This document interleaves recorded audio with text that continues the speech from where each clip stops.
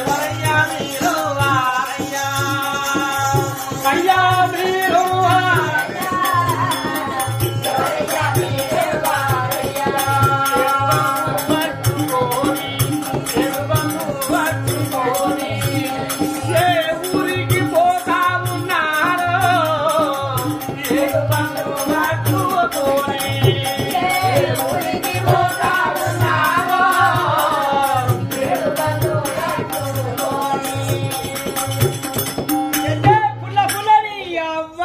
దొంగగోటు మారుతారు.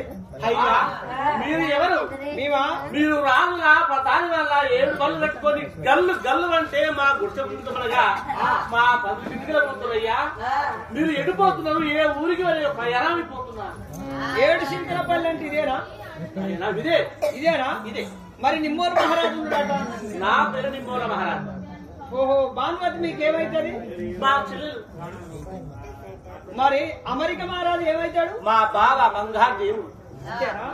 కమలావతి ఉన్నదట. ఎవరాలు? కమలావతి. కమలావతి అంటే మా బావ, మా అక్క, మా చెల్ల చూసి పెళ్లి చేస్తున్నా. నా భార్య. నీ భార్య? నా భార్య. బంగారు తల్లి అట. మీరెవరు? బాగానే ఎత్తున్నది కావచ్చు, పెద్దదే పేరు. ఇవేనా? ఈమె కమలావతి. ఎవరు చూసిరో కానీ సంబంధం మస్తు కూరింది. మా బావ, మా చెల్లె. ఈడు చూడు మంచిగా కూరిందో అంట. ఎందుకైనా మీ చెల్ల, మీ బావ అయ్యా ధనం పంపించారా మీకు? అయ్యా మా రండి రండి రండి.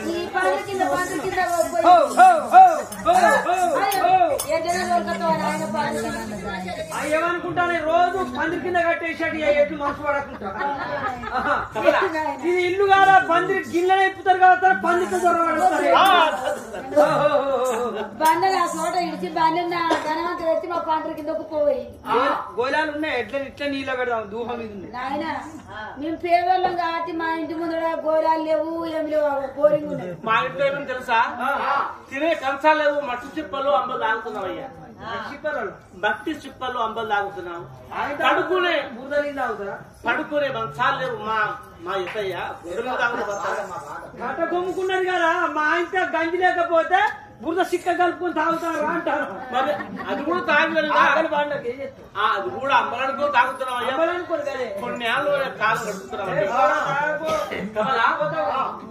మా చెల్లె కమలా, మా బావ, మా చెల్లె దయదలాంచి 7 బండ్ల రకం మనకి పంపారు కమలా.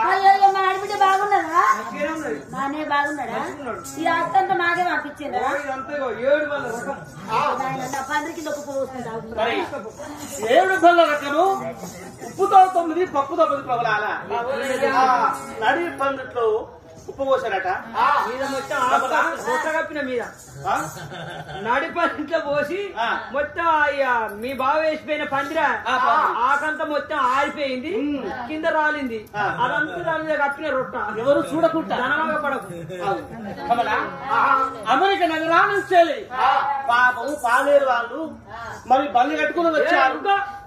నీ రాక మీ ఇంటికైతే పాపం వాళ్ళు అంటావు. పాపం అంటున్నా.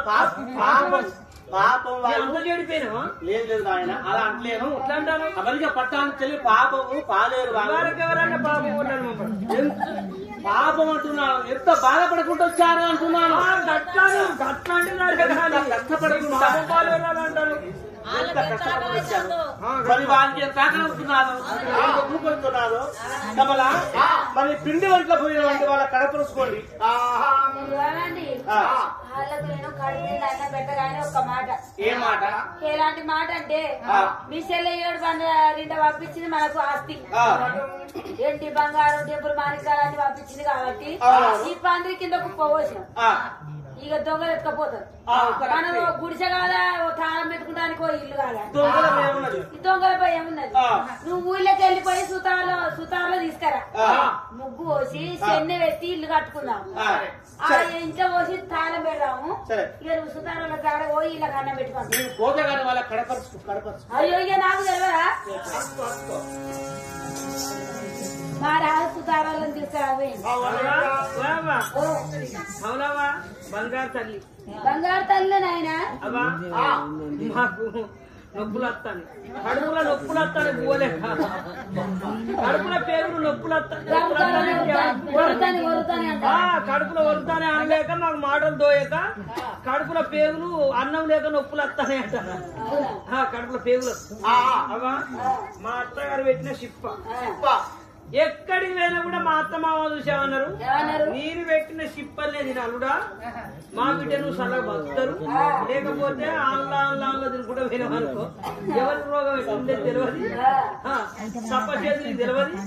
ఒక్కడే మట్టి షిప్పలు తినమని మా అత్తగారు మట్టి షిప్ప పెట్టి ఇక నేను ఇక్కడికి కూడా తెచ్చుకున్న భాగ్యం. ఇంట్లో ఉత్త సాడు ముద్దపప్పు, ఒక పూరి, అగో మా తమ్ముడు కోడిగుడ్ల కూర తినడానికి ఒక్కడ అద్ద అవుతాడు కుటుంబ అగో ఆమె చికెన్ కోడిగుడ్ల కూర, కోడికూర. ఇంకా ఏట మాంసం ముడ్ల పప్పులు అలవాటు బాగా జీపుతారు కదా కూరలలో వెళ్తే ఆ బొక్కలో చూపుతాడు దానికి అదే అలవాటు. ఎక్కడ ప్రయాణం పోని అద్దులు అంటే నువ్వు ఆడ గొర్రెని కోసినట్టు ఉంటే అత్త వాళ్ళ ఇంటికి లేకపోతే లేదు అంటారు. అదే కోస్తారు అని తీసుకెళ్ళి అన్నం పెట్టారు. ఒకరికి మటన్ ఆట, ఒకరికి చికెన్ ఆట, ఒకరికి కోడిగుడ్లాట, ఒకరికి పప్పు చారాట. మళ్ళా వాళ్ళు ఒక్కడు తింటాడు, మనిషి కిలో బియ్యం తింటాడు. 7 కిలోల బియ్యం. కిలో బియ్యం అన్నం తింటావా? బియ్యం ముక్తే అరగై కష్టలు. అదేనా కిలో బియ్యం అన్నం చేసింది నాయన. అప్పుడు నువ్వు బంగారు తల్లి పడితే సాయం మరి కాదా, లేకపోతే సాయం రాకపోతే